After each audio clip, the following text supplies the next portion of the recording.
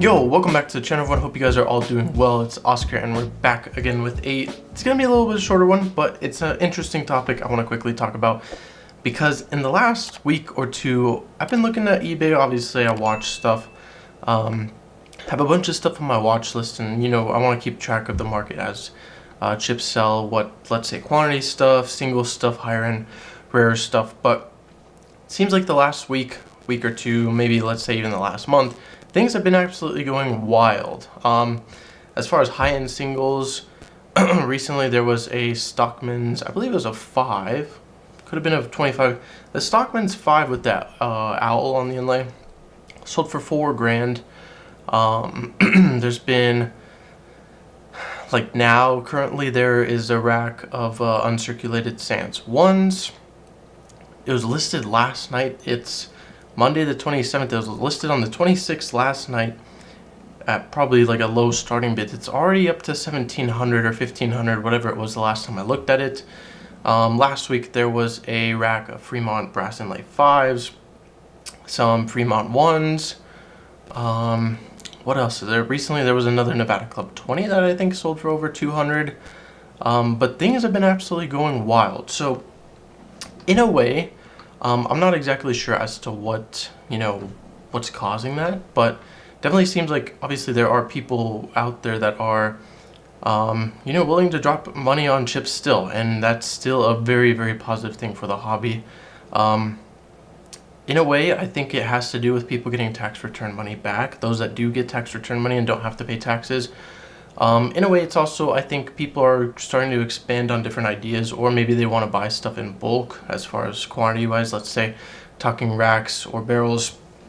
I think there were also some barrels of Casino de Macao, I think it is, TRKs. They just have like a C on the inlay. There were quite a few of those barrels listed on eBay. I think it was last week. They ended on Sunday. Those, from what I remember, like half a year ago, those used to go for, let's say, even up to 60 to 80 bucks a barrel. I think they only sold for 26 or less than 30 bucks a barrel, which is about $1 a piece, which is less than what they usually went for, which was kind of surprising.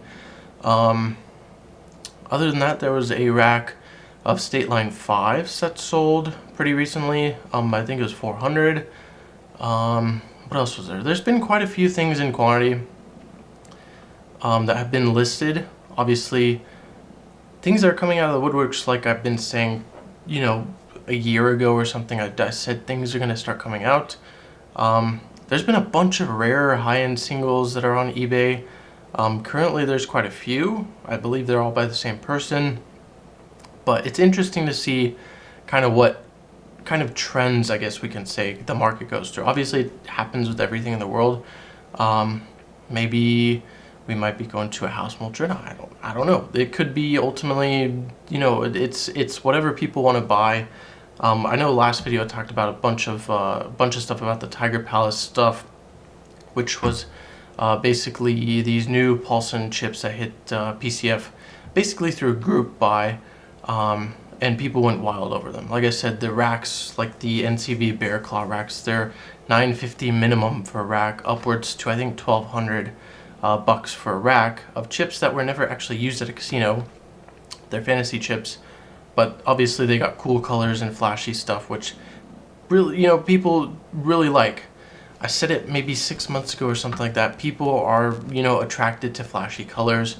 Doesn't really matter what's on the inlay. Obviously there's, let's say in the world of Paulsons, even, I don't know, I've never really seen people relabel TRKs, although it's definitely doable. But in the sense of talking about Paulsons, as long as it's got cool colors or whatever, it has an inlay, people are going to be willing to, overlabel them, even go to the extent of, taking the label off, or they call them murdering it.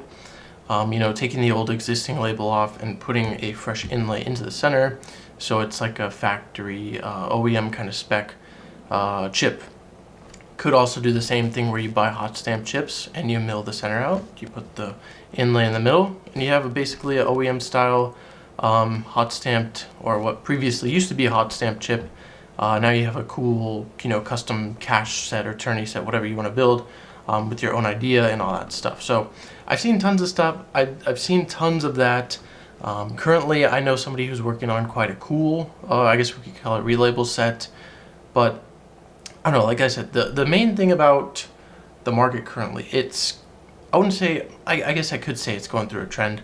What I've seen, there's tons of people, especially nowadays, they're building more sets, kind of trying to find more stuff in quantity, but there are still people looking for higher end singles or even singles just in general, because obviously you want to have a chip collection, you want to have chips to play with, but you want to also have the cool, nice singles that you want to show off, let's say to your buddies, or just have chips that you've been constantly after. I know a few days ago, or I think it was over the weekend, I was able to get a few singles that I've been searching for quite a while. One of them was a Starlight Cruises 500, Regency Cruises 500, a few other singles, some Rainbow Club TRKs. There was a Four Seasons TRKs that I finally got, the 2700, and then some quantity stuff that included some Leica Torches 43mm 50 centers and a few other things. All those I got from work, thankfully. So I did pretty well there, but like the Starlight Cruises, Regency Cruises, those are chips that I've seen on PCF, people getting singles, and you see the pictures of them, but you really want that in real life. So I know there's quite a bit of competition in today's market when it comes to trying to find singles or trying to find things in quantity. Things are like I said in the last video, people are, they're gonna one-up or try to one-up each other until they can get what they want. So that's what I've been seeing. I'm sure you guys have seen it. I'm sure you guys are probably wondering, let's say like the Sands rack that's currently on eBay. When I looked at it the middle of the day today, there was 41 bids.